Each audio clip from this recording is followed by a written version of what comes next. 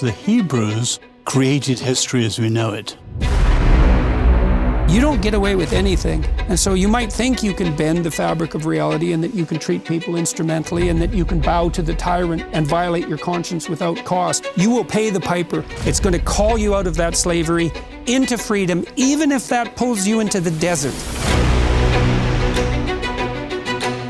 And we're going to see that there's something else going on here that is far more cosmic and deeper than what you can imagine. The highest ethical spirit to which we're beholden is presented precisely as that spirit that allies itself with the cause of freedom against tyranny. And yes, exactly. I want villains to get punished. But do you want the villains to learn before they have to pay the ultimate price? That's such a Christian question.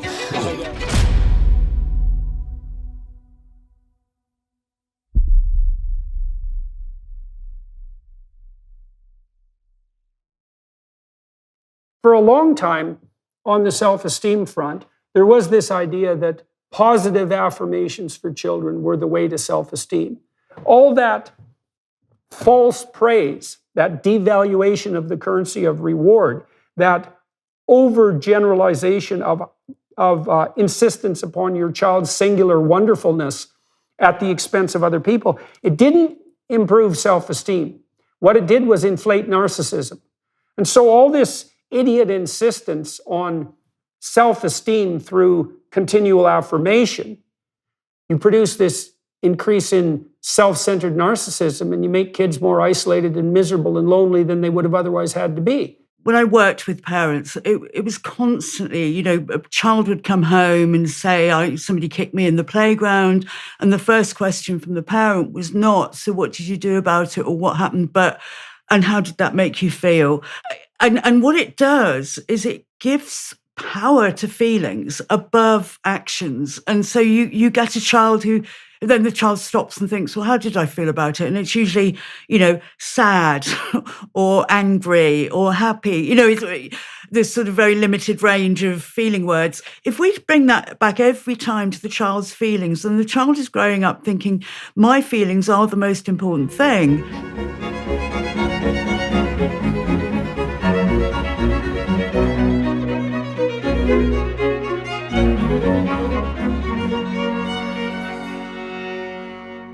Hello, everyone watching or listening on YouTube or associated podcast or on the Daily Wire Plus platform. I have the privilege today of speaking to Stephanie Davies-Arai.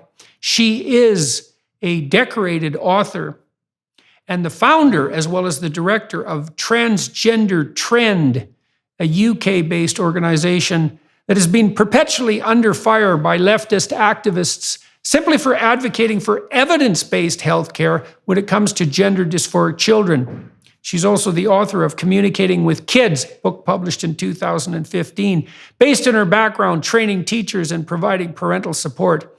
Davies-Arai is also notable for being an intervener in the High Court during the landmark case Bell versus Tavistock, which concluded that persons under 18 cannot consent to puberty blockers. So, Stephanie, I was reading your book today, 2015 book, Communicating with Children, and I thought maybe I could playfully put you on the spot. In my first book, 12 Rules for Life, my first popular book, I have a chapter entitled, Don't Let Your Children Do Anything That Makes You Dislike Them. And so what I thought I'd ask you, given that you wrote this book detailing out different means of communicating with children, developing a philosophy of communication with children, I'm kind of wondering what you think of that rule. How does that strike you? Don't let your children do anything that makes you dislike them. I love that you started with that because that's the bit in your book which I've read that jumped out at me because that's what I say to parents. You of course you love your children to bits, you die for them, but do you like them? Because that's really important in day-to-day living. But the other thing I say is that it's not only important that you like your own kids, but that other parents do and other people outside, because otherwise your kids are going to have a really hard time and you're not going to be doing them a favor if you bring them up to be unpopular with other kids' parents, because they're going to depend on them. So, okay, so let me outline a few ideas for you, and you tell me, criticize away or agree as you see fit. So I think we know there's a large literature indicating that it's better for children to have two parents. And I think the reason for that, this is my reasoning for it, there's a variety of reasons. Obviously, raising children and working is very difficult. So being able to split the labor is a way of perhaps not being entirely exhausted when you have small children. But I think there's something else going on too, which is more, it's akin in some sense to the reason that there's sexual differentiation at a biological level. So there's sexual differentiation because it's useful to bring together two disparate creatures to produce a new variant. But I also think it's true on the personality front. So if you have a nicely organized marriage, you're going to have your bits of insanity and your partner's going to have their bits of insanity. But if you can form a joint union, then I believe you can produce something approximating one sane person. And that person is sane, that joint person is sane, not so much because they're sane psychologically, but because they're an analog of the broader social world. So, and I'm saying that for a specific reason. So then the theory would be, if your children are acting in a way that both of you find displeasing, if you're honest, then the probability that other people will find that displeasing is extremely high, because you at least love your children, whereas other people, they might be willing to give them a chance, but they're not going to die for them. And so if you accept the additional hypothesis that the primary role of a parent is to prepare their children for what would you say, welcome acceptance into the broader social world, then you have a moral obligation to guide your children in some sense in accordance with your own joint feelings. If the two of you find your child's behavior unacceptable, you're morally obligated to let the child know, because that is not going to translate well to other children, to other children's parents, to teachers, to any situations in public. And then your child's going to have a miserable time of it. And I think the research literature indicates that very clearly. Yeah, and I think, you're right in the sense that the children need the male and the female, the masculine and the feminine, but that can be achieved in other ways. I've worked with all kinds of families. So my work is about creating the optimum situation for families, no matter whether they're married or what kind of family situation they're in. So I would agree, and particularly that children need strong role models of the opposite sex and the same sex. So, if it's a single parent family, for example, to find those role models that are close family members, because or very good friends of the family, that it has to be a close relationship. I mean, teachers as well, but there are other adults who can fill that gap, and that is something that I think is very important, that gap is filled if the family isn't that male-female unit of marriage that is the traditional unit. Right, because the children have to learn, okay, so there's two elements there. So you bring a mother and a father together, and the child gets the benefit of their joint personality, right? The fact that they've got two people to hit against, and hopefully that makes one sane person. But the socialization rules for being feminine and the socialization rules for being masculine aren't identical. And so that's part of the reason why it's necessary to have those contrasexual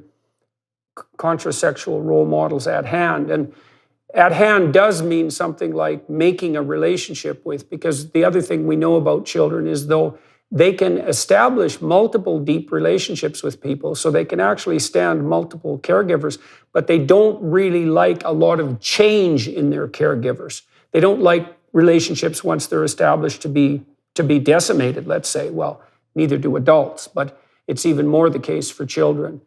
And so, yeah, it's harder for a single parent for someone who's running a single parent family to fill that diversity of personality to solve that problem, but also to provide the contrasexual role model.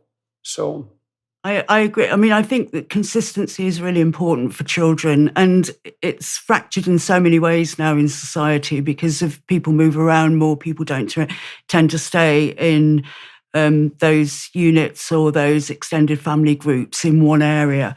So we have more and more challenges today in bringing up children, and parents face, well, I'm sure you're aware, other challenges in terms of online life, the internet, influences from outside. So yes, that to try and create that consistency for children in their relationships, in their close family relationships, I think is one of the things that's very important. Having said that, I mean, there are all sorts of situations that are not optimum for children, and children are robust. So, you can look at, in our Western society, for example, to remember the fact that our children are, generally very privileged compared to other parts of the world. And so we can get, I think, too concerned about what the negative aspects of our society are, and forget the fact that children are generally robust. They are programmed to survive and to get on. And so we shouldn't be too careful or too worried about the kind of disadvantages they face in sort of a Western society where they have many advantages. Black Rifle Coffee Company is helping you knock out your holiday shopping with a ton of awesome new products this year. Shop the best brewing gear, thermoses, mugs, and apparel designed for folks who love country and coffee. Black Rifle sources the most exotic roasts from around the globe. All coffee is roasted here in the US by veteran-led teams of coffee experts. Stuff your Christmas stockings with the latest roast from America's coffee for 10% off with the code JORDAN. Better yet, sign your Secret Santa up for a coffee club subscription. Imagine the joy of a pre-scheduled coffee delivery, your favorite roasts when you need them most. It's the gift that keeps on giving.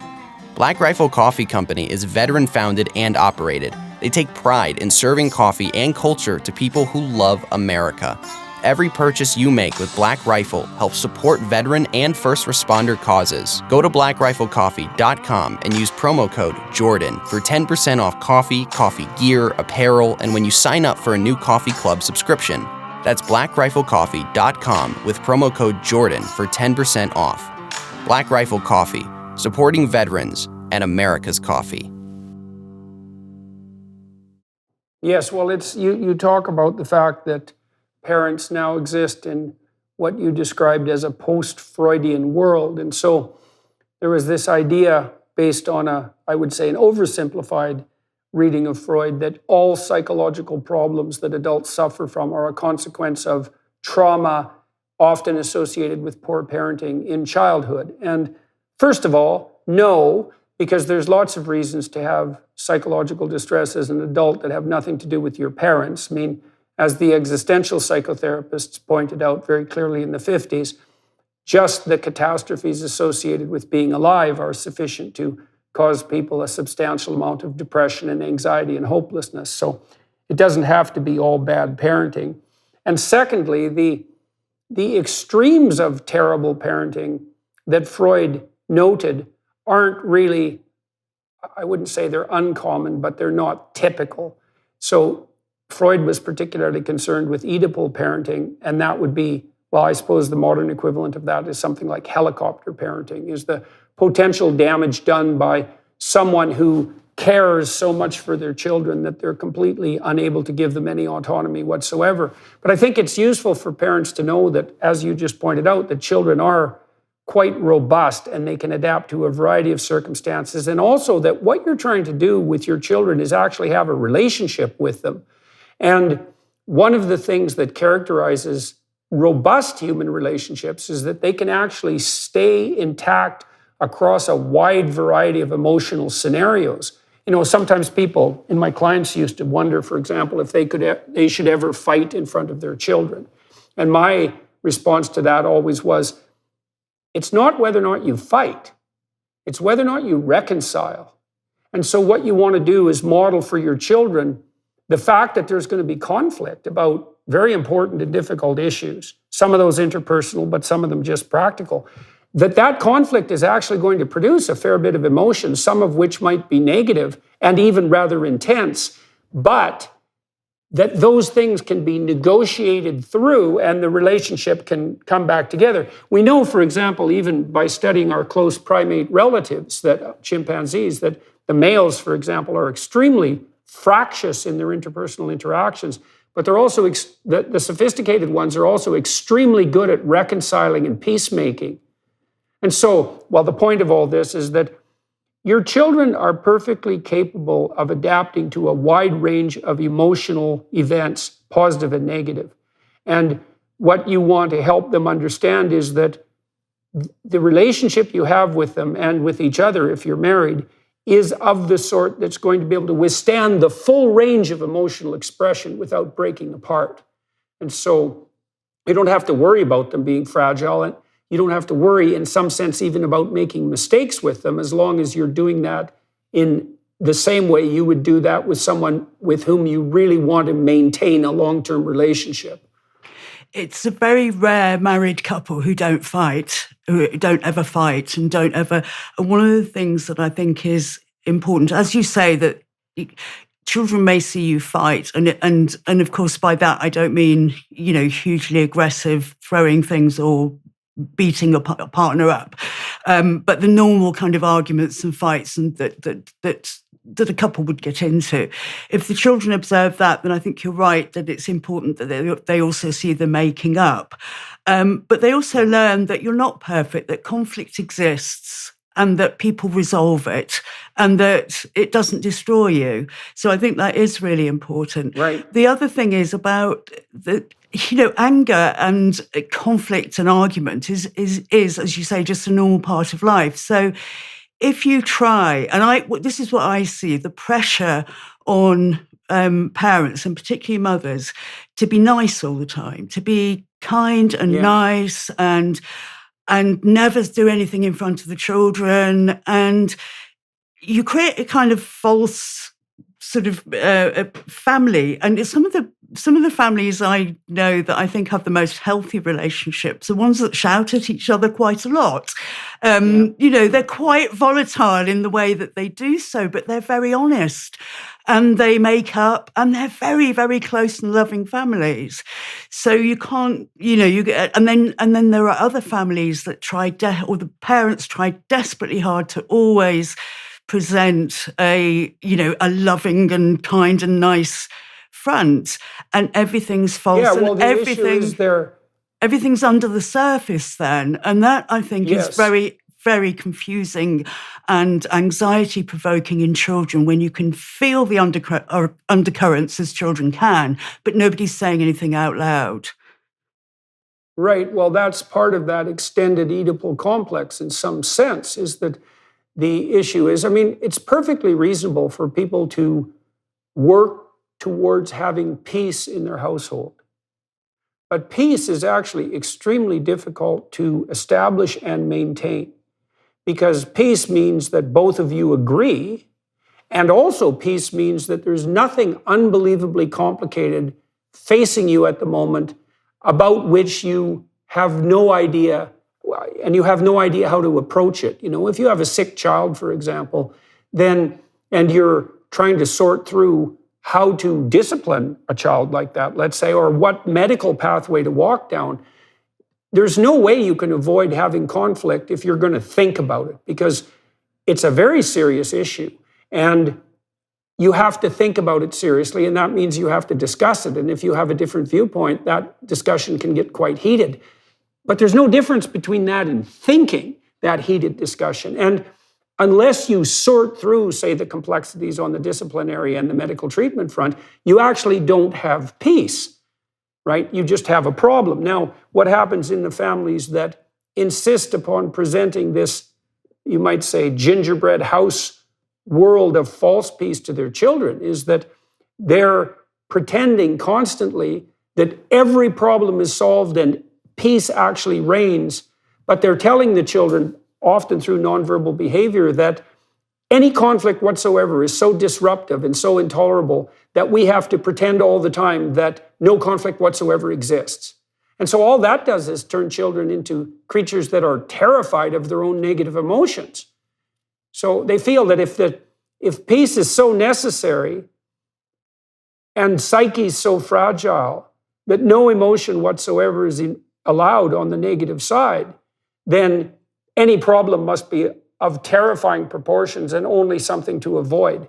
And that's definitely a catastrophe for children, especially because they can, especially when they're little, they can be quite volatile, right? I mean, if they're tired or hungry or hot or cold and they get volatile, they get upset. And then if they're feeling that they're breaking the eggshells underneath the carpet or rattling the skeletons in the closet, that's just not good for them at all. Yeah, it teaches children to be afraid of conflict and disagreement and argument, and those are parts of a healthy relationship. You disagree, and you. I think that when it comes to disciplining the children, that's an issue that is the adult's job, and it shouldn't be done in front of the children. I mean, it helps if parents share the same values, but often there is a difference between. Discipline and attitudes to discipline. This is so common that one parent is more authoritarian and the other parent is more liberal and wants to let the children get away with things more, and the other one wants really tough discipline. And that's so common to a greater or lesser extent. So those sorts of issues really need to be talked about and sorted out by the parents. It's not the child's job to join in with methods of his or her own discipline. That is the parent's job. It's the adult's job, and a child isn't, and then the parent should be able to reach some agreement or compromise and then, proceed. But that shouldn't be part of the child's job. It's not the child's job to, Yeah, well, you talked about two camps of discipline, Camp A and Camp B. Camp A associated with order, let's say, and integration into the social world, and Camp B associated more, let's say, with chaos and individuation. And that's kind of a conservative liberal split there too. And I suppose that does reflect the fact that children have two problems to solve as they mature, broadly speaking. One is, well, how do I get along with my parents and my siblings and my friends and my teachers, the whole social world? How do I fit in? So that's problem number one. So that means, how do I conduct myself so that people appreciate having me around and I'm a valued social member? And the second problem is, well, how do I stand on my own 2 feet and also become a reliable source of creative individuality and some ability to push back against the mindlessness of the group? And that is an optimization problem. It's very complex, and there's no simple answer to that, partly because it depends on the situation and it depends on the child. And so parents definitely have to negotiate that out. I found with my wife, I'd probably make the first disciplinary move in like 75% of the cases, maybe 60% of the cases in our marriage. I don't think that's that uncommon because men are more likely to intervene by and large than women are because they're less agreeable. But I also found, most of the time, although my wife and I were pretty much on the same page with our kids, if I just shut the hell up for 15 seconds when the kids were misbehaving, she would respond. And it was so interesting because her threshold for tolerating misbehavior was not very much different than mine. It was literally, say on average, 15 seconds. But because it was she was reliably somewhat more patient, that did mean that in some circumstances, the bulk of the initial disciplinary moves fell to me. So that's another thing that might be interesting for people to know too. You might be closer than you think on the disciplinary fronts, just one person's a little quicker on the draw than the other. And so it's back to... sorry, please go ahead. It's back to sharing values, isn't it? If you've got essentially the same values about how you want to bring your child up and how you want your child to be in the world, what your goals are for the way you raise a child, then you can probably work those things out as adults together. And it's not as big. So we could lay out some of those principles, and I think that'd be useful for people who are watching. So let's take that Camp A and Camp B. We'll start with Camp A, and that would be the more conservative side. Look, it's really important that your children are popular and welcome. And that doesn't mean because they've sold their soul to the group. It means because they can play fair and they're productive and generous and they know how to take turns and they don't whine too much when they lose and they don't triumph too annoyingly when they win. And they're good at reciprocity. They're good play partners. And that's really crucially important to kids. The literature on the development of criminal behavior, antisocial behavior in children shows quite clearly that there's a subset of kids who are quite aggressive at the age of 2. Most of them are boys. Most of them get socialized by the time they're 4. But some of them don't. And the ones that don't start out their sad little social lives as social rejects. And what happens is they fall farther and farther behind because the other kids start to play together because they can stand each other. They start to develop friendships. And within those friendships, they scaffold their social growth. And so what that means is that if your child is unlikable at 4, maybe because you didn't help socialize them sufficiently between you and your wife, then other children will reject them, and then they're really in trouble. And the literature I was familiar with indicated that if your child doesn't make a smooth entry into the social world somewhere between the ages of 3 and 5, there's almost nothing that can be done after that to remediate that. It's such a serious problem. And so one thing that parents could be aiming at is, well, this is why you don't let your children do anything that makes you dislike them, because you want other people to welcome them. So they need to be able to modulate their behavior in a socially acceptable way. So that's on the conservative side. On the liberal side, you'd say, well, you don't want your child just to be like a clone of the group. You want them to have some individuality and some autonomy. And so you might have to argue between you about what the balance is between those two things in relationship to your particular child, because it needs to be particularized. But those are good aims. An autonomous child who knows how to play well with others, that's a pretty good deal for the child and for the world and for you as parents.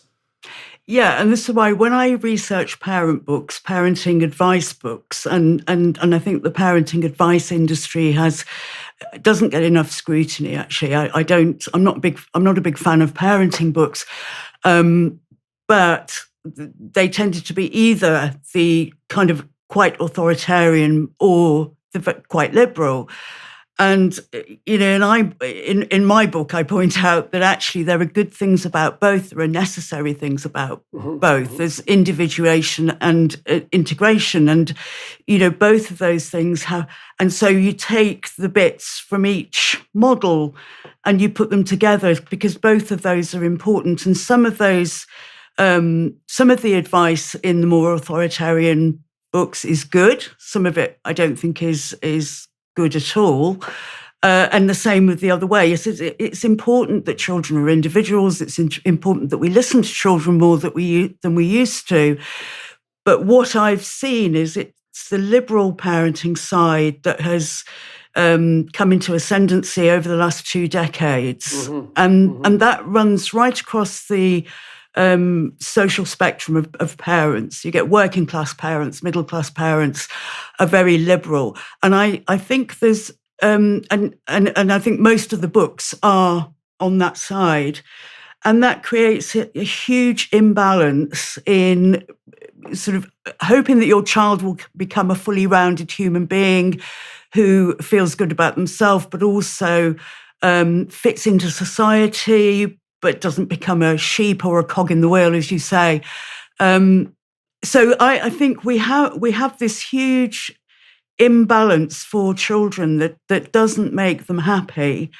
And that one of the things that I think is important, if you want that sort of freedom for your child, that you create a structure, and you cannot really have freedom without structure because that's chaos, right. And that's terrifying for children. And Yes. But I think the whole focus is on this idea that children are born whole with a fully formed self, and that it's the parent's job to facilitate expression of that self.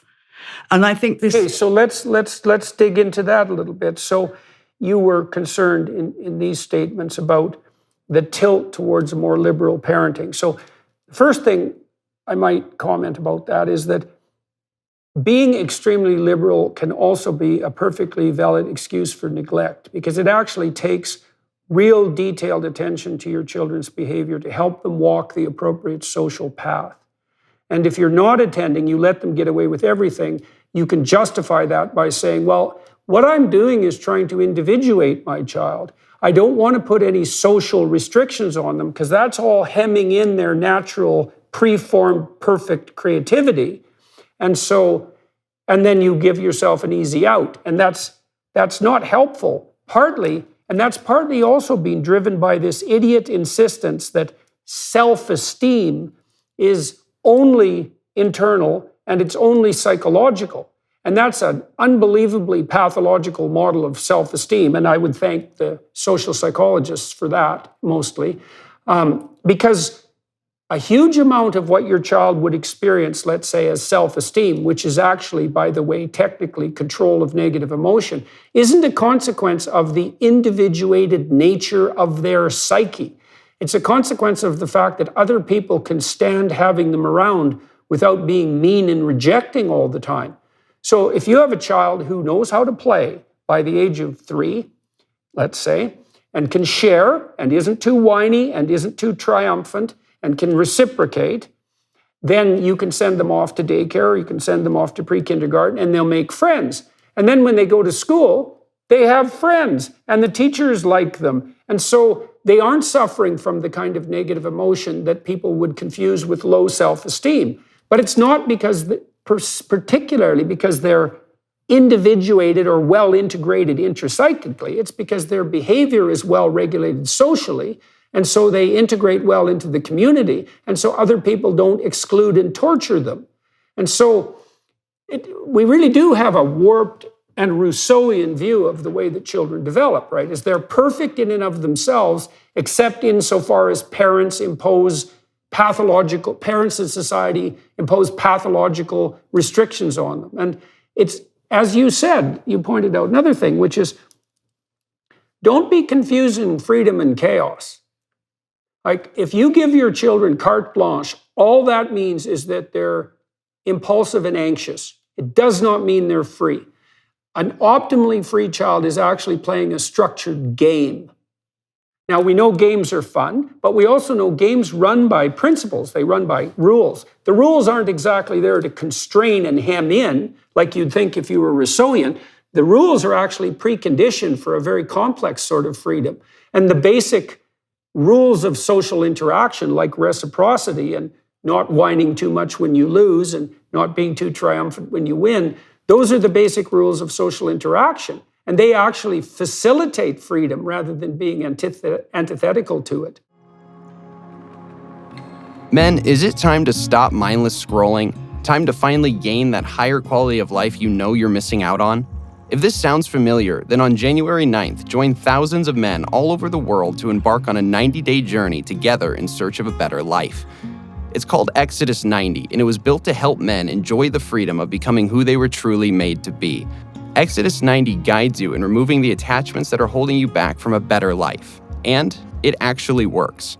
Independent research shows that Exodus 90 men report considerable shifts after the first 90 days, including stronger satisfaction rates in their marriages, more meaningful prayer lives, and dramatic decreases in time spent on their phones. For the past 7 years, Exodus has helped more than 60,000 men build a roadmap for living with virtue in a culture that offers far too many paths to self-destruction. Is it time for your Exodus? We start January 9th. Find resources to prepare for Exodus at exodus90.com/Jordan. That's exodus90.com/Jordan. It's freedom. Total freedom without boundaries is terrifying. Absolutely terrifying. It is chaos, and for a child, that is terrifying. But the child is always pushing for those boundaries that that they expect. And I think children are born absolutely expecting the adult to know what they're doing, and to guide them. And So they push to find out where that boundary is. And that's the little child's job, really. And if the parent doesn't provide that boundary, then the child has to push further and further and further and come to a place that does not make them happy. It makes them anxious and nervous. So Okay, so let's segue there then, because I'm going to tell you a little story here, and then you'll see where I'm going with this very quickly. So there's this individual in the Biden administration in Washington, and he's in charge of disposal of all nuclear waste in the U.S., if I remember correctly. Now, he's a non-binary by public pronouncement.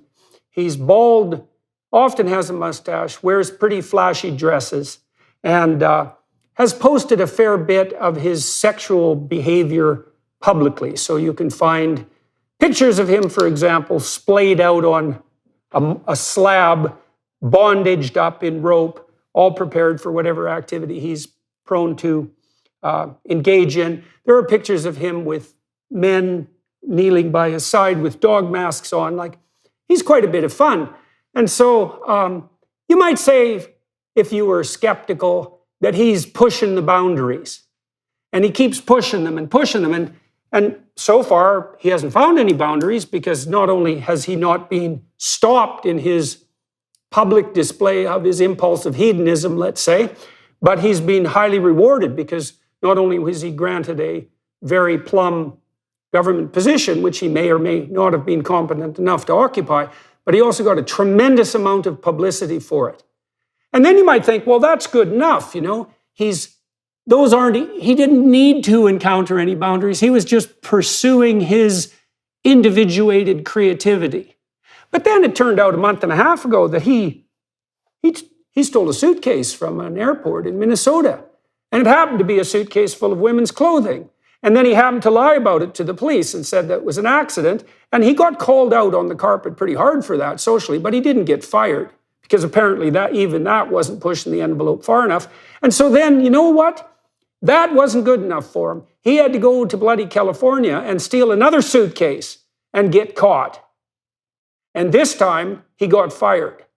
And so you talked about this bias towards liberal parenting, let's say, and you put that in the context of children pushing the boundaries, and you put it in the context of anxiety.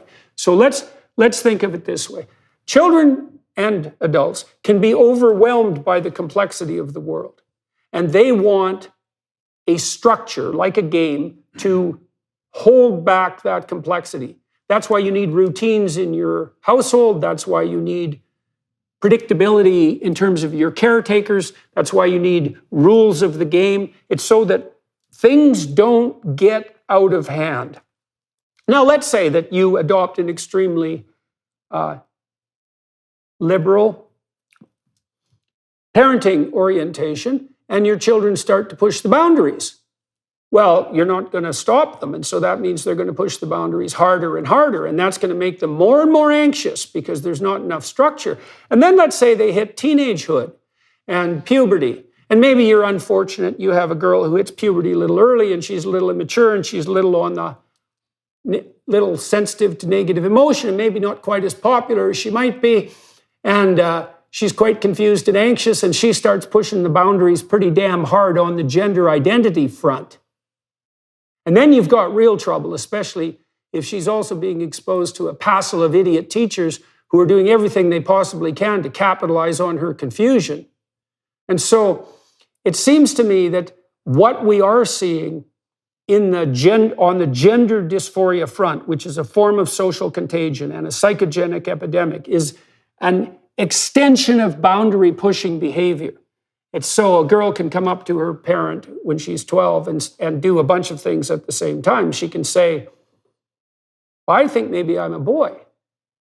Okay, so what exactly is going on there? Well, certainly a challenge to social authority. It's a challenge to parental authority. It's an expression of a deep discontent and a level of chaotic anxiety and confusion. And then it's also the only way, as far as I can tell, that the child can test the relationship between the teachers and their ideology, say gender-affirming ideology, and the rules at home that the parents are trying to abide by. Because the kids at school are going to be taught, look, everybody's got a subjectively defined identity, and you might not be as masculine or feminine as you've been led to believe. And anyone who tells you different is a detestable bigot to such a degree that you should actually keep all of this secret and never even talk to them. It's like, how the hell is a kid going to sort through all that without going home and saying something like, Mom, sometimes I think maybe I'm a girl? Like, because they're not going to be able to delineate this out in some complex philosophical manner. Adults can't bloody well do that. And so, sorry, that's a bit of a rant, but you can see where I'm going here. Well, yeah, I mean, how can teenagers rebel against their parents anymore? They can't be goths, they can't be punks, they can't be emos. They can go into, drugs and drink maybe, but it's the adolescent's job is to separate from the parents. And we know that adolescents are far more influenced by their peer group than their parents. And this is the agony for parents, because they're at an age where parents should be letting go, should be widening that boundary so that the child can push against the boundary of the outside world more as they take this journey, which is from childhood to adulthood. It's not it's a rocky road for a lot of teenagers, most I would say, and so that pushing against the boundaries. Part of that job is to reject the parents and reject the parents' values. And so parents of adolescents are even more in a position where they're tearing their hair out, because they know that if they're giving advice to their children, that's not the advice their kids are listening to. They're listening to what's going on in their peer group. So it's a huge thing for society to have been put on to this generation of children, and that parents feel helpless about. And the parents' job in adolescence is really to tread that line, and particularly in this area of speaking the truth, giving their children facts. That is a responsibility of parents, and you may be the only person in that child's life who is doing that. And it's also to allow the child more freedom and more freedom of expression. So it's a real dance between, and it's all about keeping up a good, strong relationship with that child and keeping communication channels open. Right. Well, in some ways you could think about the model you used, which is, say, integration versus individuation, is that as the child becomes more autonomous, putting more stress on individuation makes more and more sense, right? Because you've already laid down the groundwork for their social acceptance. And then as they move into adolescence, first of all, they can't abide by your household rules entirely, because they'd never leave home if that was the case, right? They have to have that drive towards independence. And that's going to mean establishing their own system of values in some sense so that they can move away from you and do that autonomously. And so they are going to be set against you in some real sense. The problem is that, well, I suppose part of the problem that parents run into at the moment is that that's been weaponized. That proclivity has been weaponized in the name of this extremely strange gender ideology that insists that identity, well, we could take that apart a little bit. That might be useful. So one of the things that really strikes me as odd as a psychologist, there's two things, I suppose, when I look at modern claims about identity. The first is that identity is subjectively defined. I think that is so utterly preposterous. I can't believe that we're even entertaining it as a culture. It's so idiotic. Every single time I have a conversation with my wife, or with anyone else for that matter, but let's say with my wife, I'm negotiating my identity, just as she's negotiating hers, because we have our viewpoints and our proclivities for action, and each of us have our tendency to insist that our way is the right way. But if you're going to be around other people, you have to constantly negotiate that so that you can stand each other. And so A real identity is actually the ability to negotiate the transformation of your own identity in a social space. It has nothing to do with you subjectively defining your identity. So that's, now, as far as I can tell, the only people who are unable to negotiate identity and who insist upon having it subjectively defined are literally 2 years old. Because according to Piaget, and there's some good research support for the basic outlines of his theory, two-year-olds are too egocentric to negotiate a shared play space. So their identity is subjectively defined, and they're almost entirely hedonistically oriented, which means they run by whim, which everyone knows if you're around 2-year-olds, and they can't play with other children. Okay, so the idea that identity is subjectively defined is utterly preposterous, and it's actually an anti-truth, because if you try to define your identity subjectively, you are a bloody tyrant, and you're going to be an unpopular one too, and you deserve it. But then, secondarily, we have this other weird insistence, and I don't know why we've become so demented that we also accept this, that your identity is subjectively defined, but nonetheless, the core element of your identity is some immutable group characteristic, and the one we stress most is sexual attraction. And I suppose the secondary one is something like race. It's like, so it's so peculiar that your identity is subjectively defined, but it's also boxed into this very narrow set of parameters, which is, well, the most important thing about you is who and to what degree, to whom and to what degree are you sexually attracted? Like, it just leaves me speechless. Well, it doesn't, but you get my point.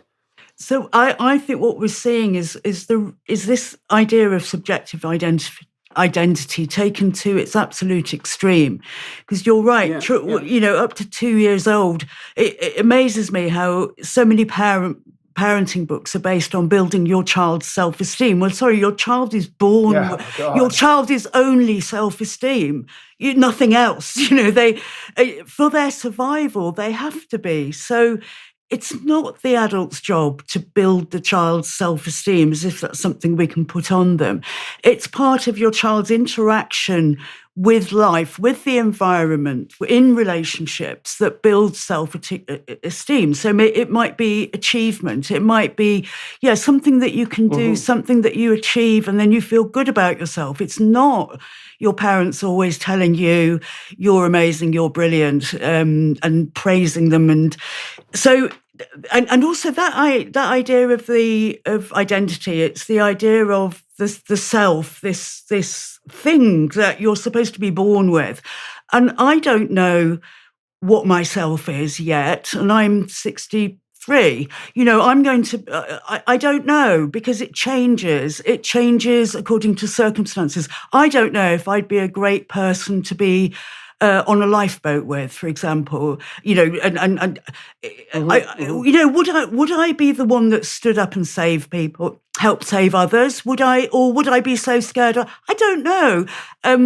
I don't know myself, and I don't believe there is a fixed self that we move through life with. We're always changing according to our circumstances and our environment, and perhaps we get to know ourselves a bit better. But we can still fool ourselves. We can still be dishonest about who we are to ourselves. So that idea that the child possesses this innate identity, innate sense of self, it's one of the ways that we now, well, apart from the fact that it's nonsense, the roles have been completely reversed between adult and child. So we are encouraged to see children as wise and as knowing themselves, and that we follow the child. We follow you hear parents say, "Oh, I've learned far more from my child than they've ever learned from me." Well, that's the wrong way round. You know, you are the adult. You are the one that's gathered life experience and hopefully some wisdom. And again, to put that that responsibility onto a child to be the all-knowing fount of wisdom. And we do that to teenagers as well. But when you look at the adolescent years, that identity formation becomes really the adolescent's job. Who am I? So I'm not a child anymore. I'm developing into an adult. Who am I? And what teenagers do is they find their tribe, and in a way they integrate before they can individuate, because they find the tribe and they wear the same and they speak the same language and they like the same music, or now YouTube videos. And the rules that, we may mock this, I've heard people mock it, but it's absolutely right that, it's a stage of development. And now the only tribe that you might describe as any kind of counterculture is trans, having a gender and sexual identity. And there is no other tribe that children can join to show that they don't conform, or that they're a bit different, or that, it's only gender identity now. So if you want to be seen as boring and conventional and traditional and conservative and everything that a teenager doesn't want to appear to be, then you have to join that tribe and at least say, "Oh, I'm non-binary," or to be able to show that side of yourself, unless you're really comfortable in the idea that you're conventional and you don't have a problem with that. Yeah, well, that means that they've captured. So, I'll go in two directions with regard to what you said. Years ago, I did a study with a colleague of mine at Harvard on when tattooing and piercing first entered the cultural scene. And we were curious about whether that was a marker for psychopathology or what was predicting the adoption of these new fashion trends. And what we found overwhelmingly was that it wasn't associated with an increased prevalence of mental illness. It was associated with high trait openness. And that's the creativity dimension from the Big Five, trait openness. And when you see people with rainbow-colored hair or multicolored hair and piercings and so forth, you're looking at people who are on the creative end of the distribution. And the point you're making is in part that the collapse of the entire domain of nonconformity into gender identity also entices the creative kids. Creative kids have more mutable identities too. So the claim that, well, I'm a different person from day to day is particularly germane to creative kids, because a creative person is quite different from day to day. That's actually the definition of creativity. And if you're creative and high in negative emotion, that's even worse, because not only are you mutable on the identity side, that's actually your identity, that mutability. You're also very, very volatile in terms of your moods. And so the idea that identity is only mutable can be very, very attractive to you. Now, I also wanted to make a comment technically about self-esteem. So I spent a lot of time analyzing self-esteem psychometrically, because as a clinician, I was extremely skeptical of the social psychological research purporting to indicate, for example, that there was even such a thing as self-esteem. Because we bandy about these words, but that doesn't mean they have a corresponding grounding in reality. So I looked at and conducted factor analytic studies, which were designed to assess what exactly self-esteem was. And it's quite straightforward. And people who are listening might find this extremely useful practically. There's no such thing as self-esteem. What there is trait neuroticism, which is proclivity to anxiety and pain, essentially, emotional and physical. So people differ in their thresholds for being anxious and hurt. And if you're more sensitive, well, then you'll see threats before people who are less sensitive, and that can be useful. And if you're less sensitive, well, then you're more robust and maybe more daring, and that can be useful. No, there's no way of saying what's right in that situation. However, if you're high in neuroticism, if you're high in sensitivity to negative emotion, you do experience a lot of anxiety and depression. Okay, so self-esteem is basically neuroticism minus extroversion. And extroversion is the positive emotion dimension. And so highly neurotic people, so people sensitive to negative emotion, are more likely to be self-conscious and to think negative thoughts about themselves. But that doesn't mean that it's a fractured self-concept that's driving the negative emotion. That's simply not true. That negative emotional state is actually baseline temperament. You can measure it in infants. You can measure it in kids that are 6 months old, and you can ameliorate it to some degree if you have a child who's sensitive to negative emotion, and you facilitate their exploration, their autonomous exploration. They can normalize their psychophysiology. Okay, so first of all, there's no such thing as self-esteem. It's basically trait neuroticism. And second, you do not remediate trait neuroticism by getting people to focus on their feelings. In fact, making people self-conscious about their feelings makes trait neuroticism worse, because there's no difference between being self-conscious and being high in trait neuroticism. So, and then the last part of all of that that's preposterous is you certainly don't remediate people's self-esteem. You talk about this in your book with regards to overpraise, by continually telling children how wonderful they are. Because what actually regulates their negative emotion, to say it again, isn't their internal psychological state or their attitude towards themselves. It's whether or not other people like to have them around.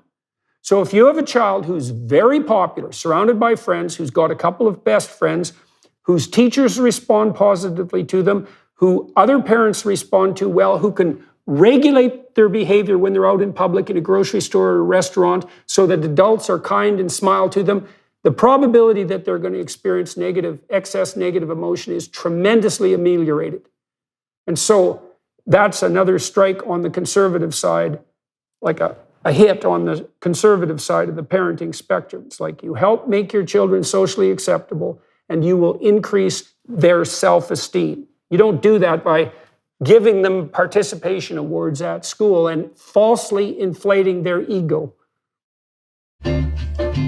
You don't ride an elevator for the music, or choose an airline for their movie selection. When it comes to audio entertainment, it makes sense to choose Audible. Audible is the home of storytelling, whether it's an epic adventure, a chilling mystery, or a can't-miss comedy. It houses all your audio entertainment, audiobooks, podcasts, and originals in one single app, so that you can find the best of what you love or discover something new. As an Audible member, you can choose one title per month to keep from their entire catalog, including the latest bestsellers and new releases. Members also get full access to a growing selection of included audiobooks, Audible originals, and podcasts. You can download or stream included titles all you want. You can even listen to Dr. Peterson's Beyond Order on Audible. Let Audible help you discover new ways to laugh, be inspired, or be entertained. New members can try it for free for 30 days. Visit audible.com/Peterson or text Peterson to 500-500. That's audible.com/Peterson or text Peterson to 500-500 to try Audible free for 30 days. audible.com/Peterson. That's really interesting what you say about self-esteem, yeah, because it's it is bandied around. It's part of parenting advice, so much now. But really, what does it mean? Does it mean a sense of satisfaction with yourself? Does it mean, because there is a healthy, I guess there's like a healthy kind of confidence that you in life. But again, I think that's so much generated by how you react with the world. We're social creatures. And if we cannot have or develop a positive relationship with the world and our environment and the people we meet, yes, and then we're not likely to have a feeling of kind of confidence in ourselves. But I think you're right about there are innate personality characteristics or temperaments, and they can be tempered and they can be helped so that the child is, you get the positive side of that more than the negative side, because with every temperament there is a positive and a negative, and that what you want is to go with your child's character or personality and encourage the positive side of that more than facilitating the negative. And maybe that's the closest we can get to building your child's self-esteem. Well, I talked to this psychologist 2 weeks ago, Jean Twenge, and Twenge is a pretty good psychologist. She's a good statistician.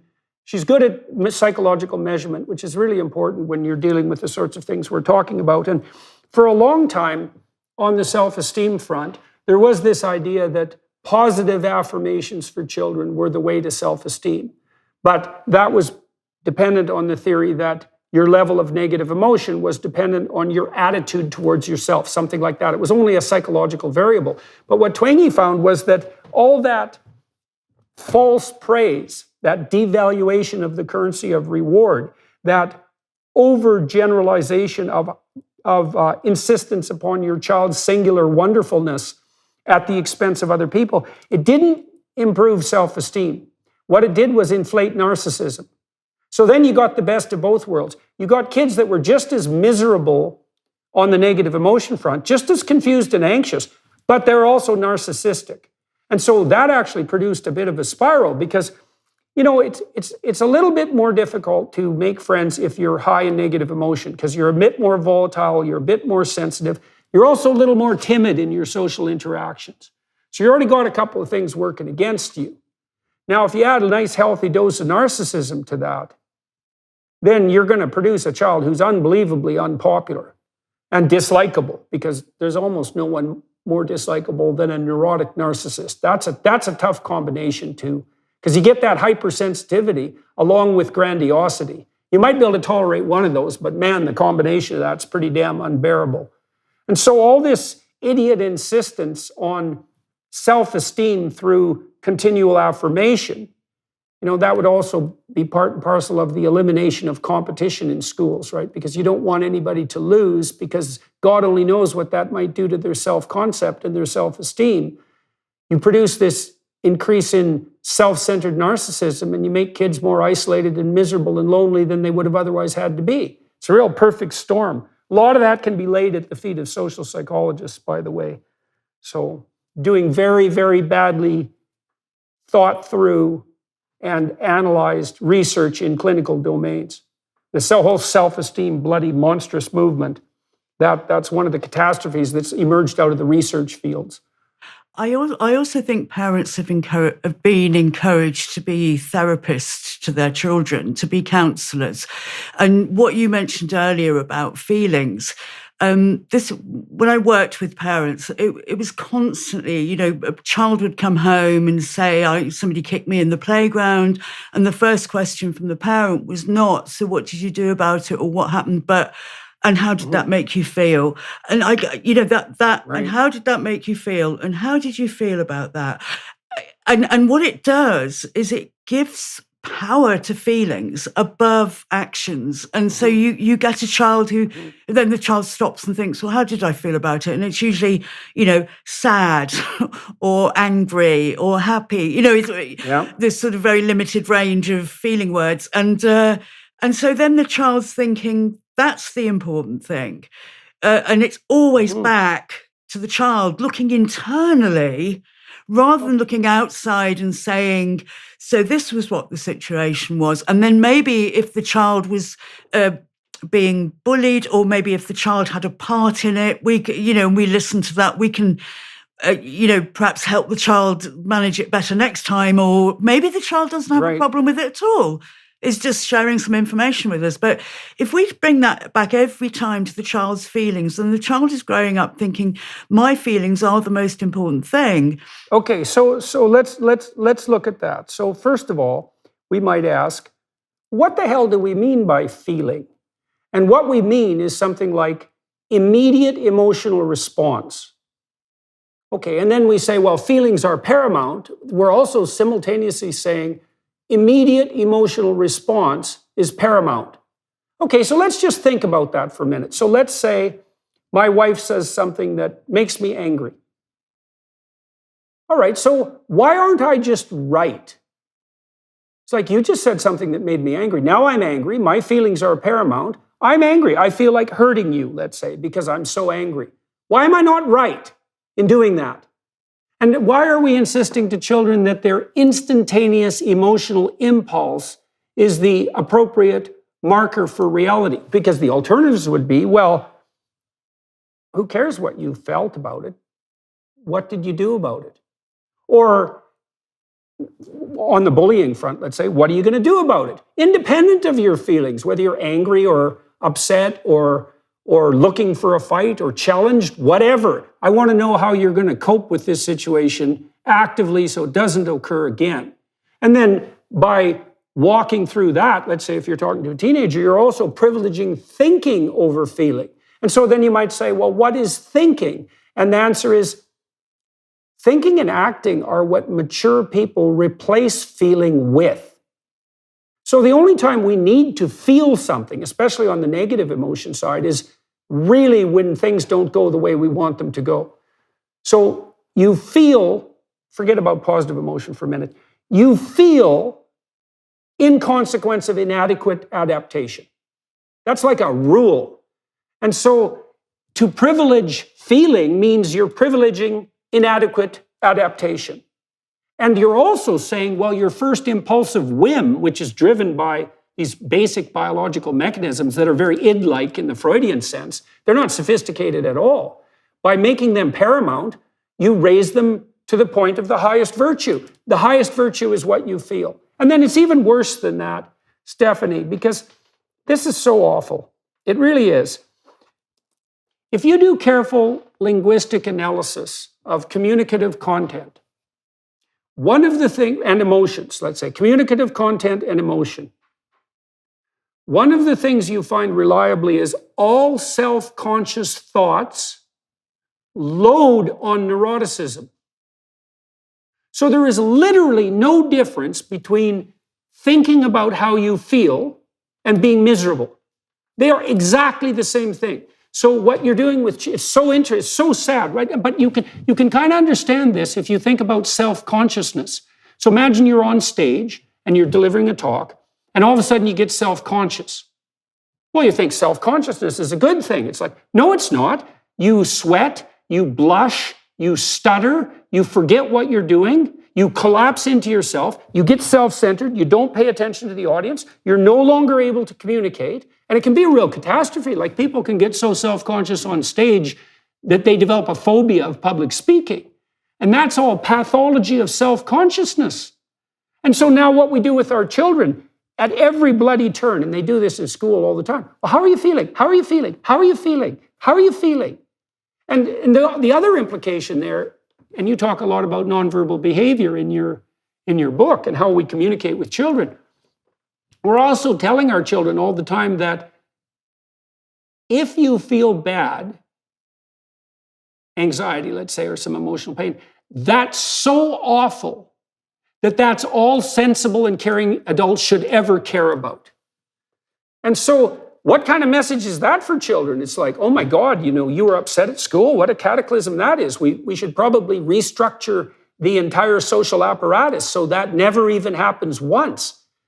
It's multidimensionally preposterous, and it's really hurting kids to make them self-conscious like that. So I love what you say about self-consciousness and causing depression. And I mean, you can see it so clearly in this idea that children, well, adolescents in particular, now have this new a childhood task of exploring their gender identity. Because what does that mean other than they must look at their every behavior, the way they like to dress, everything that... There was a book I read, which is it's a workbook for teenagers on exploring your gender identity. And basically, you're looking at every aspect of your personality, everything about you, and relating it to gender. Does that make me a girl or does that make me a boy? And of course, it's inevitably based on stereotypes. It can't be anything else because boys can't experience female things like menstruation, and girls can't experience male things like erections, let's say. It's got to be stereotypes. There's nothing else. And, one of these books that I read, because teenagers now, there's a plethora of books, including workbooks, to help you along your gender journey. It's sometimes called a quest. It's this sort of adventure.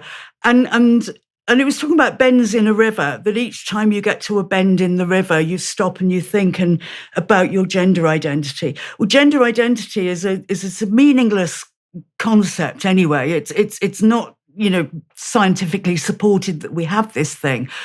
But it's a way to get teenagers to constantly be looking at themselves, looking at their motivations and analysing their actions, which I think it's we worse. can see it's worse than that. It will inevitably create mental health issues. Inevitably. Depression.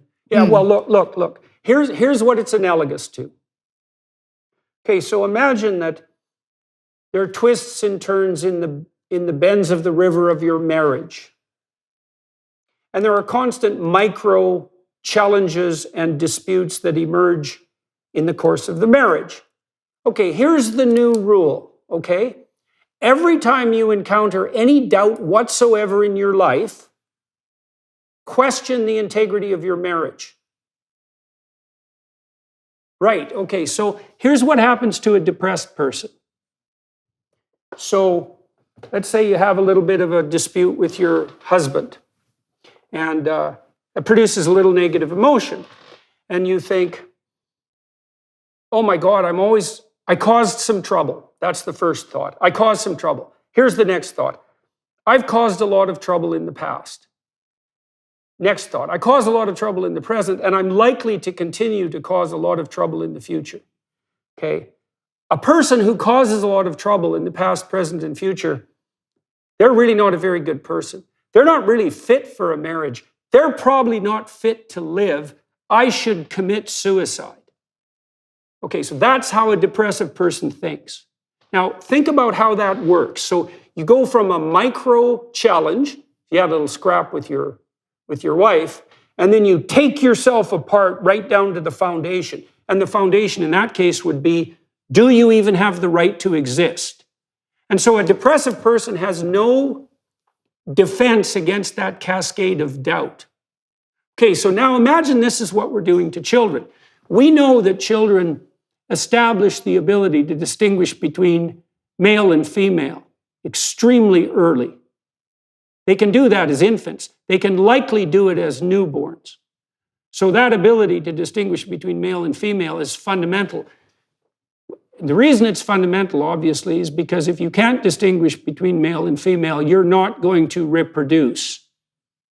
So now we know not only is that true biologically, but also conceptually, it seems the case that the distinction between masculine and feminine symbolically is a distinction that's at the bottom of our ability to perceive as such.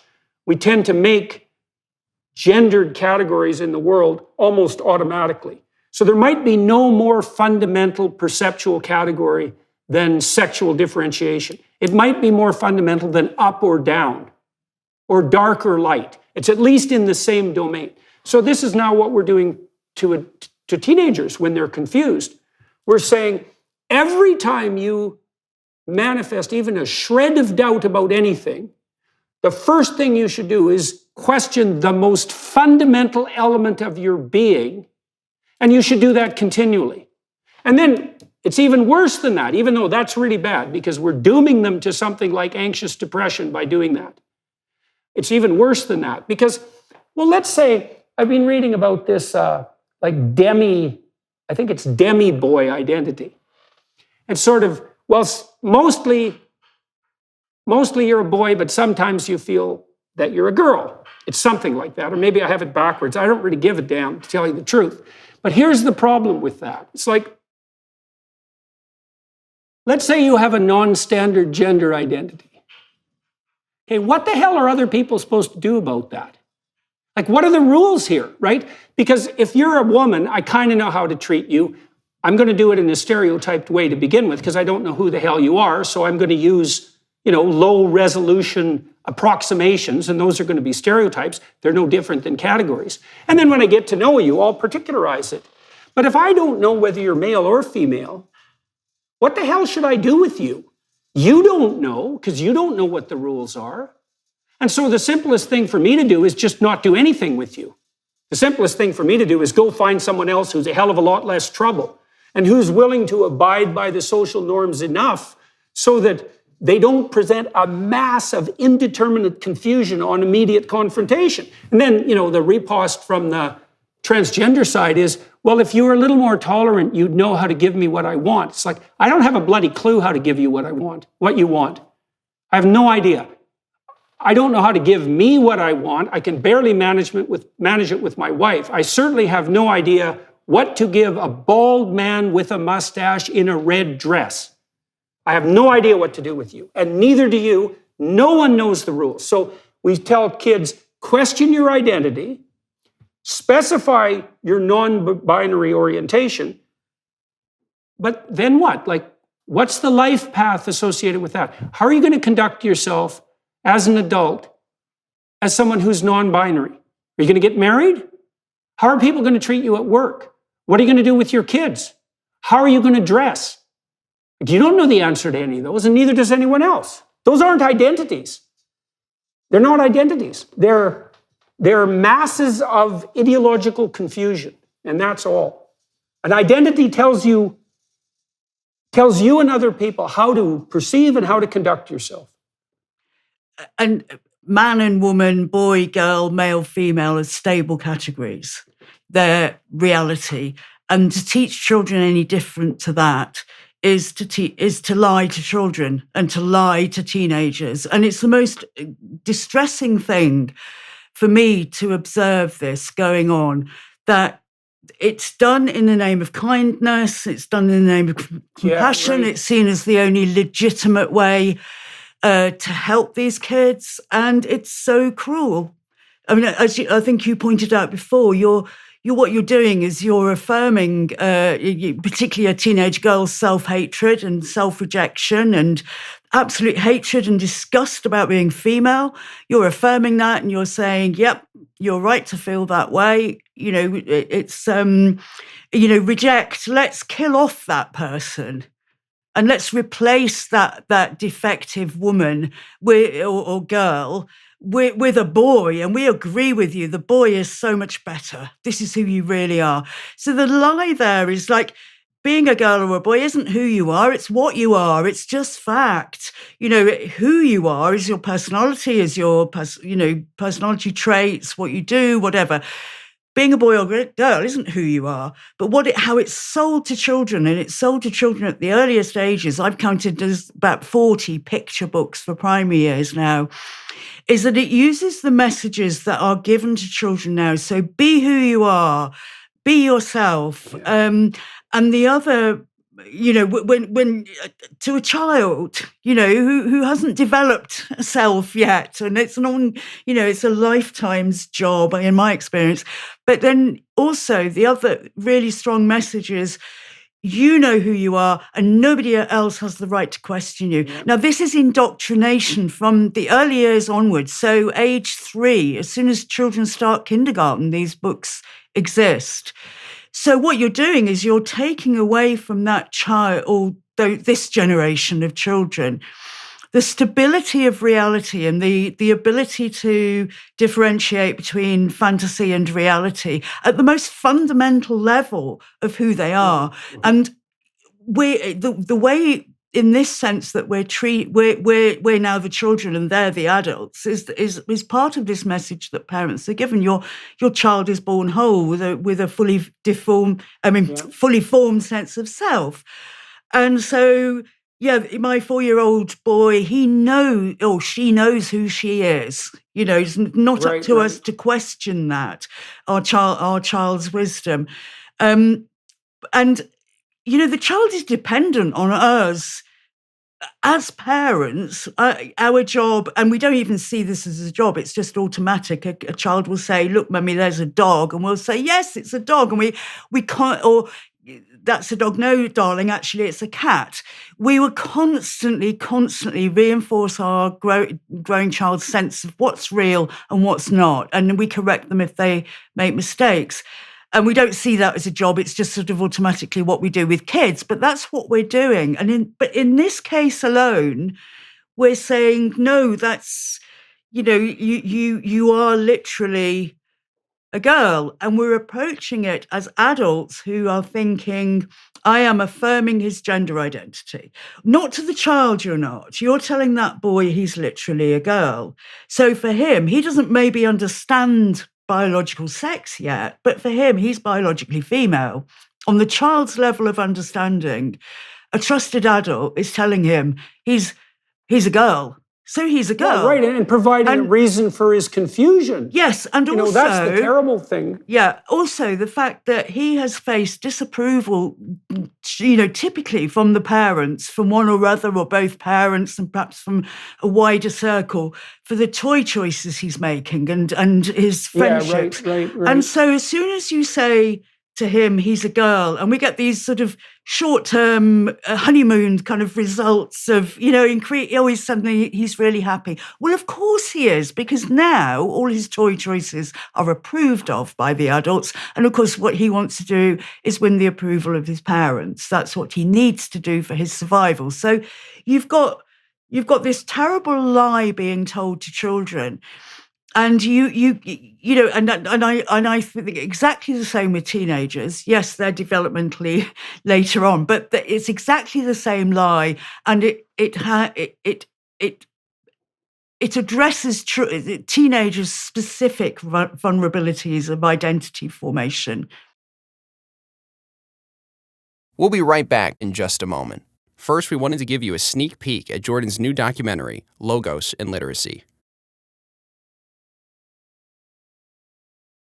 I was very much struck by how the translation of the biblical writings jump-started the development of literacy across the entire world.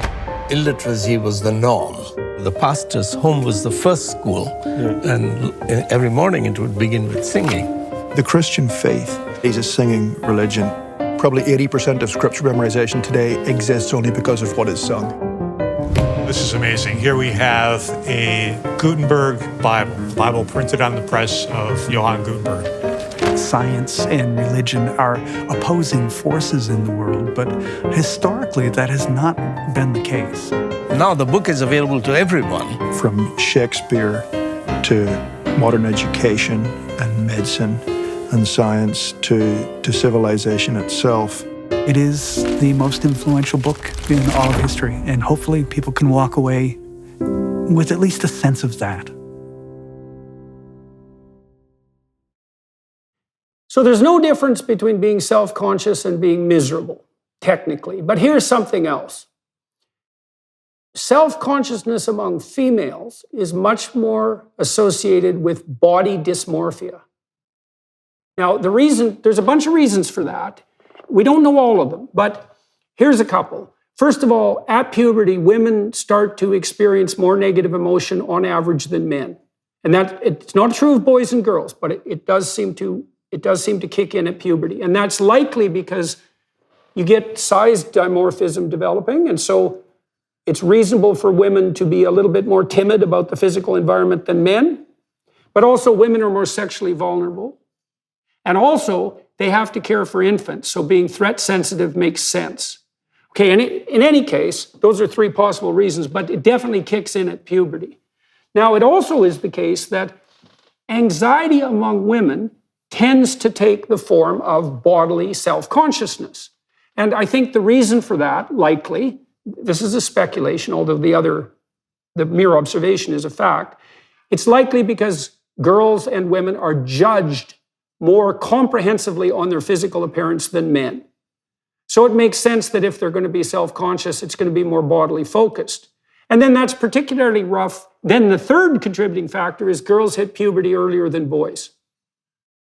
So now what, you have a perfect storm there. So now you have a girl, and she's feeling a lot more anxious and confused than she did before because she hit puberty. Plus her body is doing 50 weird things. Plus she's getting all sorts of strange attention from adults that she never got before. Plus she doesn't know how to fit in on the social front. And she's trying to make that transition from childhood to adulthood. And then you have people additionally torturing about the fact that any deviation from the norm on the stereotypical front is actually an indication that she doesn't exist in the correct body. Well, she doesn't really feel like she's in the correct body to begin with. So it's a perfect storm for young girls. Now, when Canada came out with its compelled pronoun law 2016, I talked to the Canadian Senate. I said, you idiots in your legislation, you think you're going to free up kids. You're going to produce a psychogenic epidemic among young women because they're preferentially susceptible to psychogenic epidemics. which is why we had a bulimia epidemic and an anorexia epidemic, all of which was spread by social media, and a cutting epidemic. And then there's a history of such epidemics going back 300 years. I mean, Freudian hysteria, which was very widespread in the Victorian times, although disappeared afterwards or mutated, was also a psychogenic epidemic that preferentially affected young women. And so, well, I just wanted to lay out some of the reasons why that's the case. Higher levels of negative emotion and more bodily focused self-consciousness.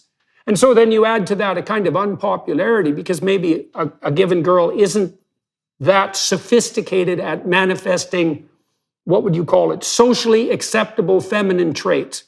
It takes a fair bit of sophistication to be a well put together woman, and you're going to be pretty damn awkward at that if you're kind of a clunky tomboy when you're 12.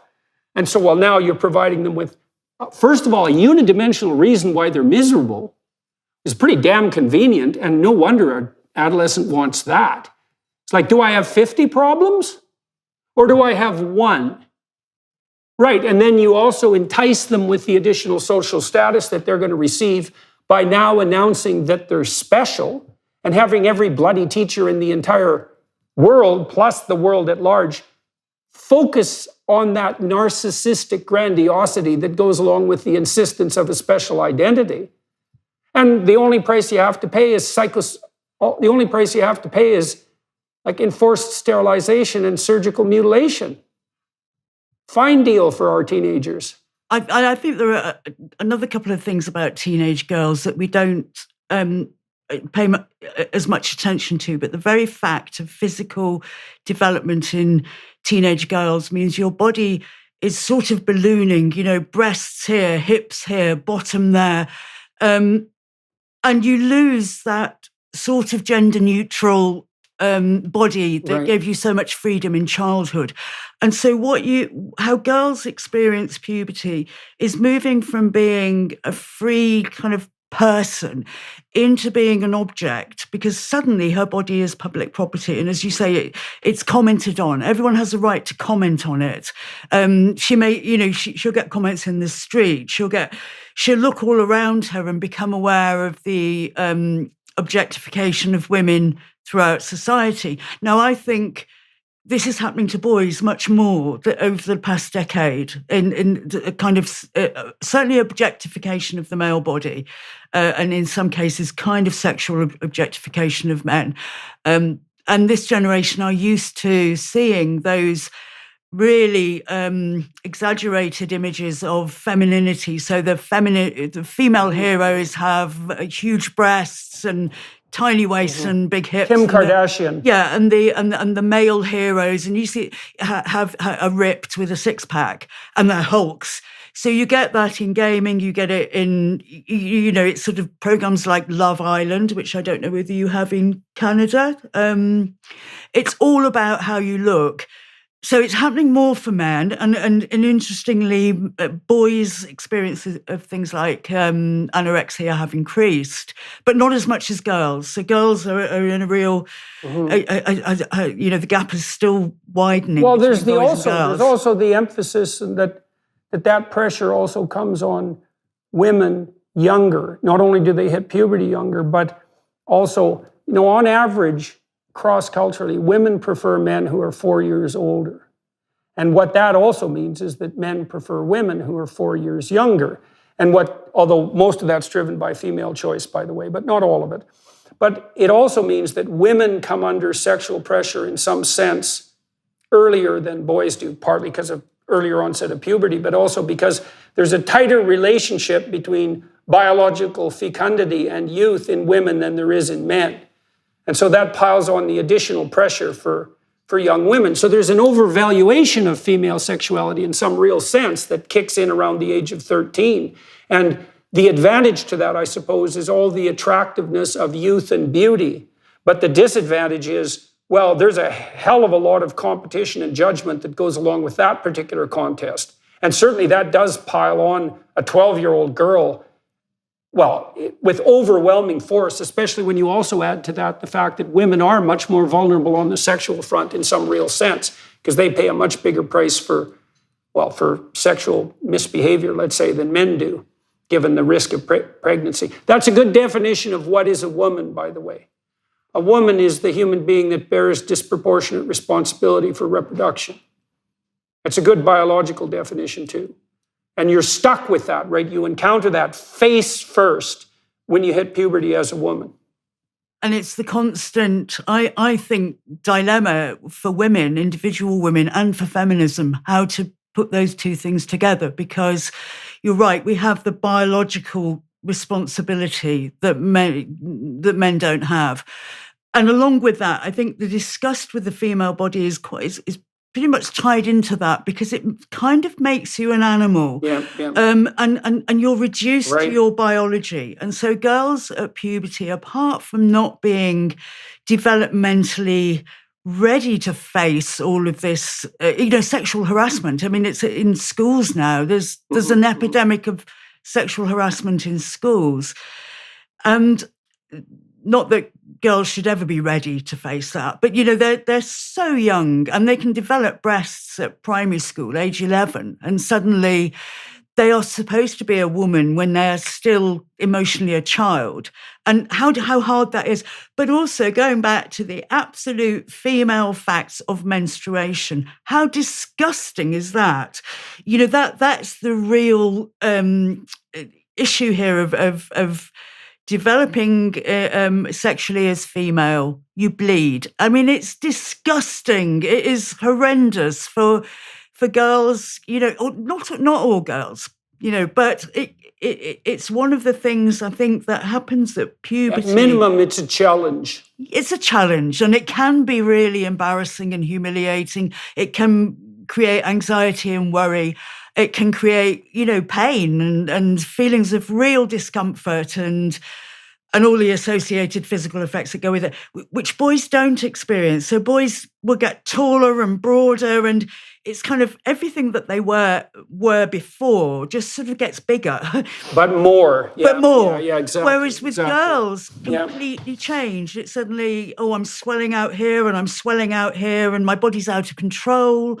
And if you've got an image of yourself as being intelligent, maybe even intellectual, bit different, all of those, it can be so humiliating to feel, actually, no, I'm just an animal. I'm just a piece of meat. My body will go on doing this and I have no control over that at all. That can be really frightening.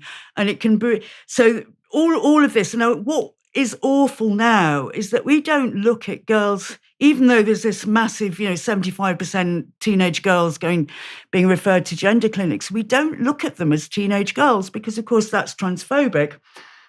And this lack of differentiation between male and female means that they're all lumped together as trans kids, and all of the issues are seen as the same. And we know in medicine that the female body and women are not, looked at properly anyway, but this has really exacerbated that problem, that we're not looking at gender dysphoria in girls. Even to say they're girls is transphobic, but we're not looking at it within a framework of female adolescent health and all of the other issues.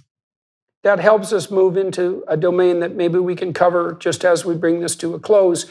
You've written a fair bit, too, about what I would characterize, I don't want to put words in your mouth, as the absolutely pathological stampede of idiot medical and psychological professional organizations to insist upon gender-affirming therapy. And so as a therapist, I'd like to point something out, which is the last thing I'm ever going to do for any of my clients when they come and see me is affirm their identity.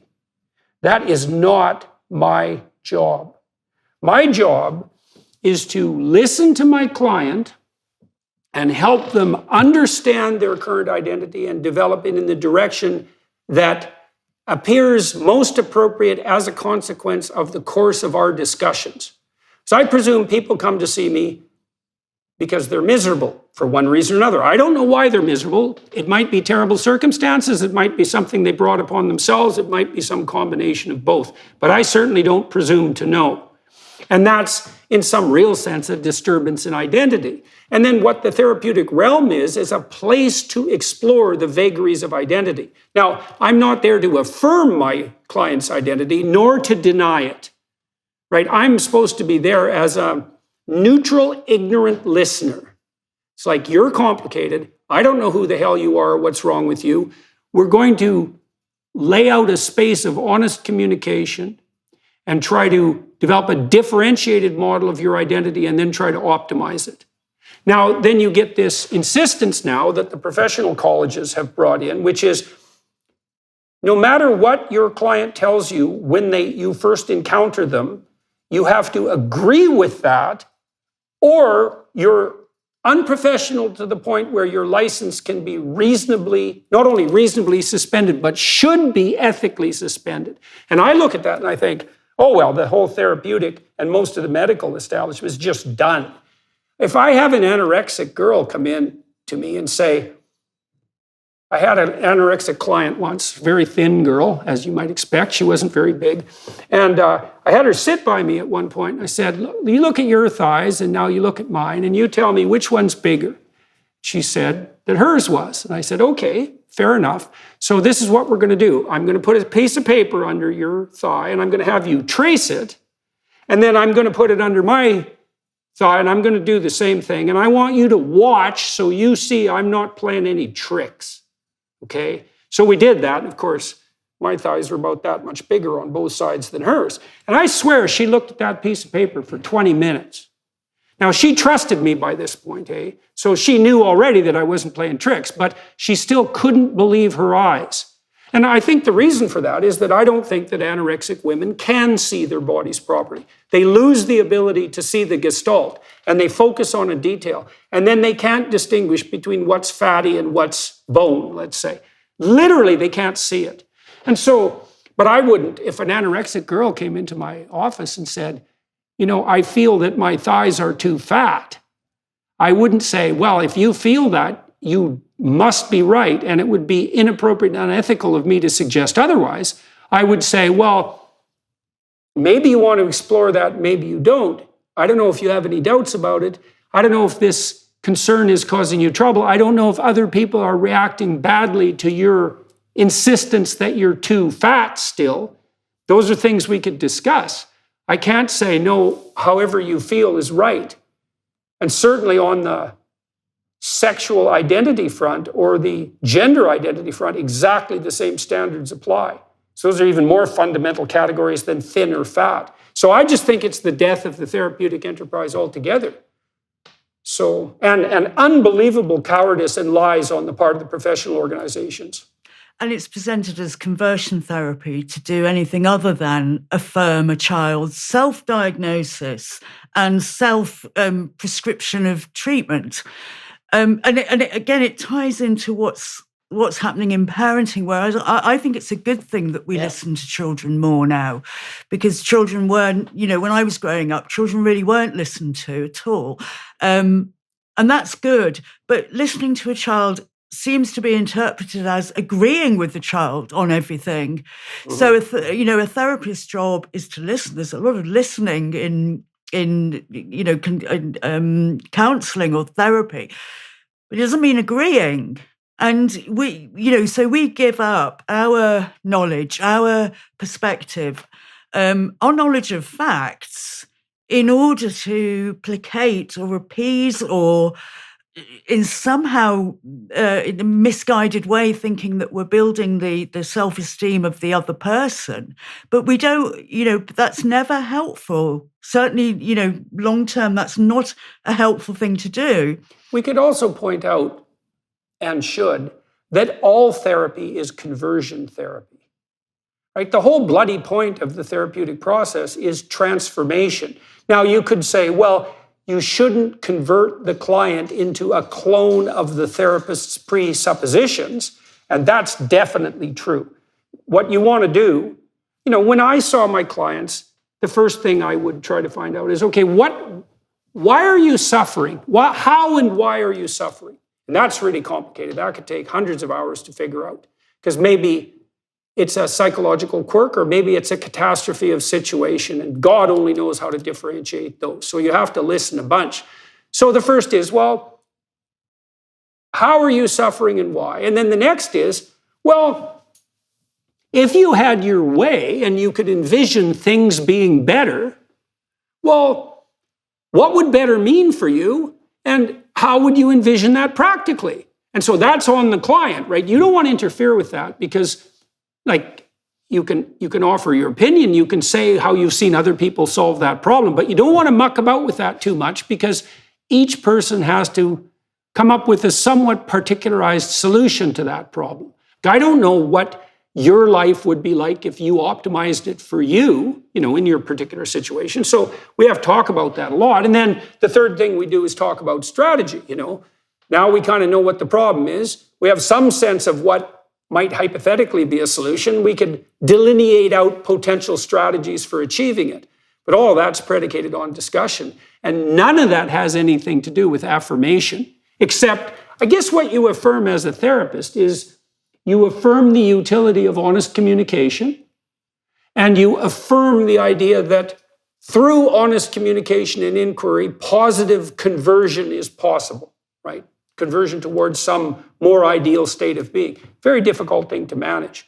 But you certainly don't do that by privileging your client's feelings above all else, and then by being terrified into silence with regards to the responses you might have to an inquiry. So it's really something to behold, and you talk about the role of compassion in that, hypothetical compassion. One of the things I see continually, poor parents say, the claim is being made constantly that unless you give way to your child's desire to transition, they're going to commit suicide. And would you rather have a trans child or a dead child? That's a question that's often asked to parents. Okay, so I want to take that apart for a minute. Number one, even the bloody American Psychological Association, which has become a very pathological organization, admits in their documents of affirming care, and they do this by pointing to prejudice, there are no good long-term follow-up studies on the life course history of trans individuals. And then they say, well, that's because of prejudice against trans individuals. And be that as it may, I don't care about that at the moment. There are no long-term studies. So how the hell do you know that you're elevating or decreasing the suicide risk? And the answer is, you don't know, and that's a lie. And second, we know perfectly well that most people who manifest any form of psychopathology have a core set of symptoms. And those symptoms are basically elevated negative emotion, anxiety and pain. So anxiety and depression. You don't have a mental illness, except for maybe mania, where anxiety and pain aren't part of it. Okay, so then the question is, if there is a risk for suicide associated with gender dysphoria, is it specific to the gender dysphoria? Or is it merely a consequence of the fact that all forms of psychopathology are associated with anxiety and depression, and suicidality is associated with anxiety and depression? And the answer is, unless you have compelling evidence that it's specific to gender dysphoria, then the appropriate thing to do scientifically is to assume that it's a consequence of anxiety and depression and quit riding vulnerable parents with guilt. So for those of you who are watching and listening and struggling with these sorts of things, don't let idiot teachers and counselors tell you that by objecting to your child's gender dysphoria, you're elevating the risk of suicide, because that is a lie. There is no evidence to support it, but the claim made is that your child is more likely to commit suicide if they are not affirmed and allowed to go on to puberty blockers. That's the claim. There's no evidence to support that at all. Parents can be supportive in lots of different ways, but parents are being bullied in the cruelest way imaginable to affirm their child and go onto this medical pathway.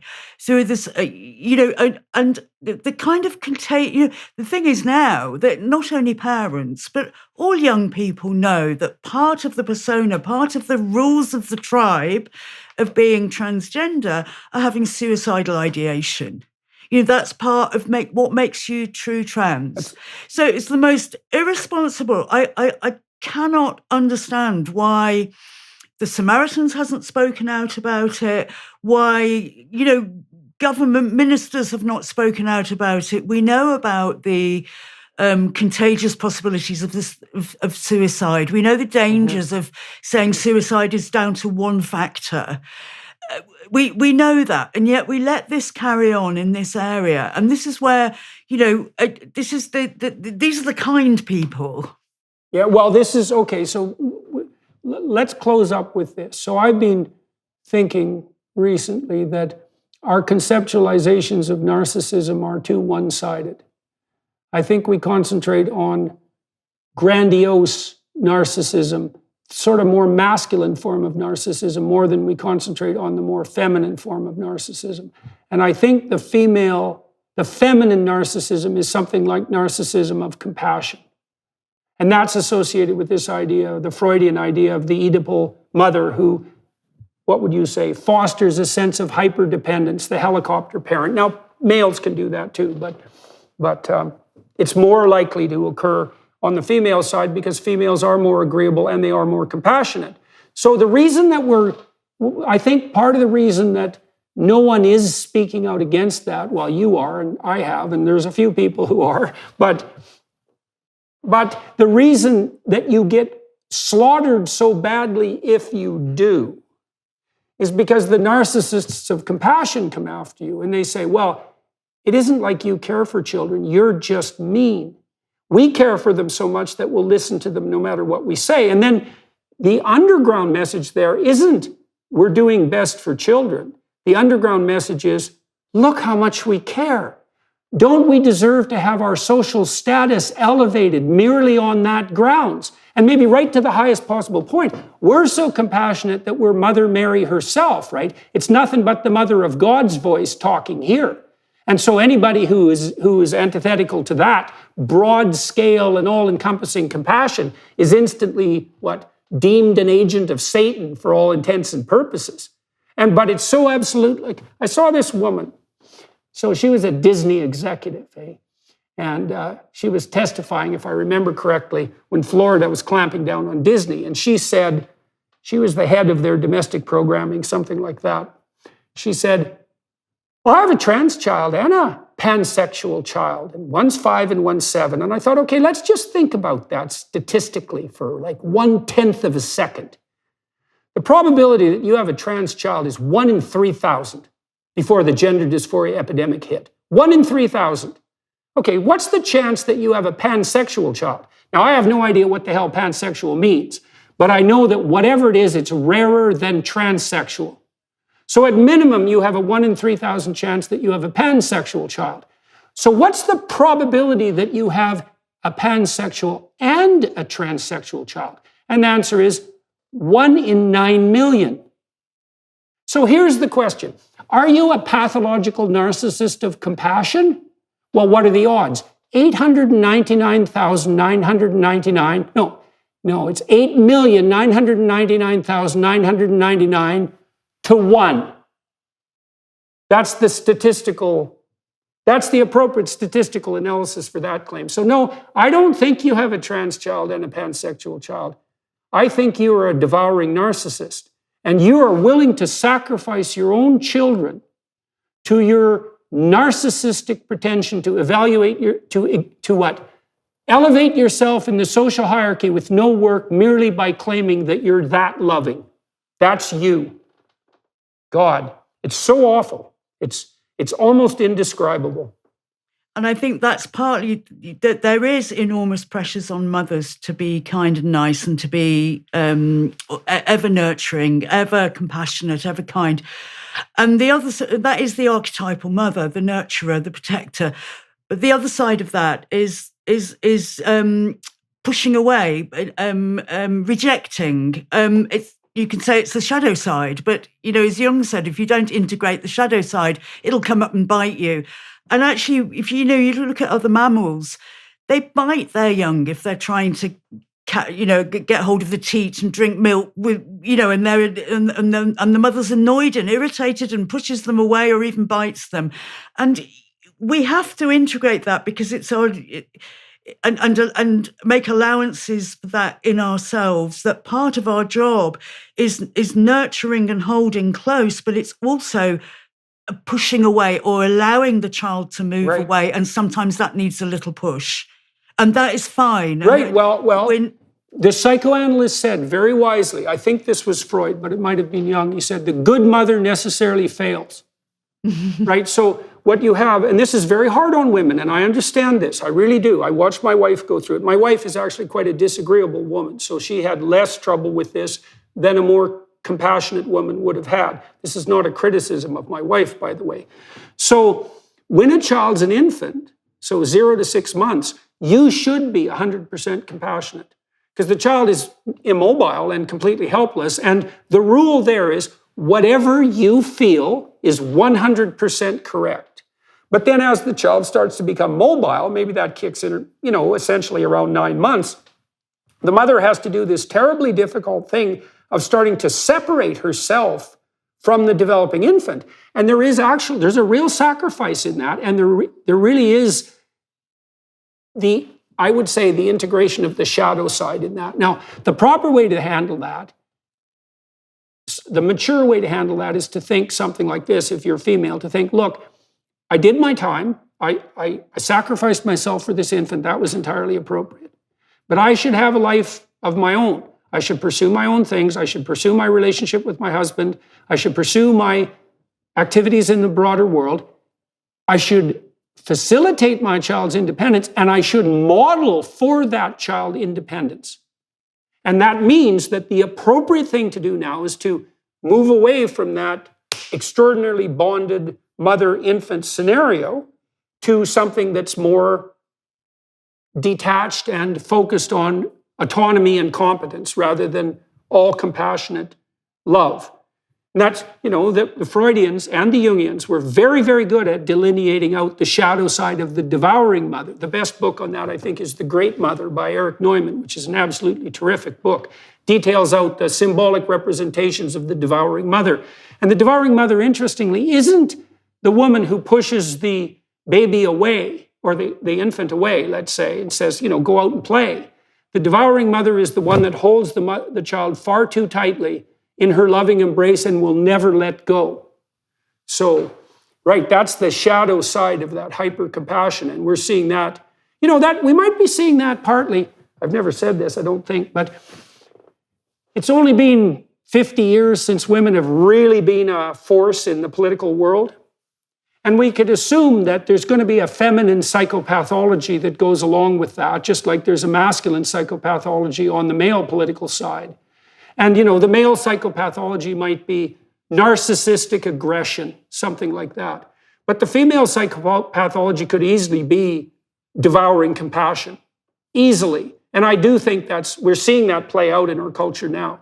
And God only knows what the consequence of that will be. I think that's what we're seeing in the gender identity movement, that as women gain more power in academia, in politics, etc., you've got a combination of the sort of narcissistic entitled male, which comes from the generally middle-aged cross-dressers that you find in every organisation and company and political party, these, powerful men. And on the other hand, you get this over-emotional, illogical, feeling-based kind of support and from the women, because this movement is supported so much by young women.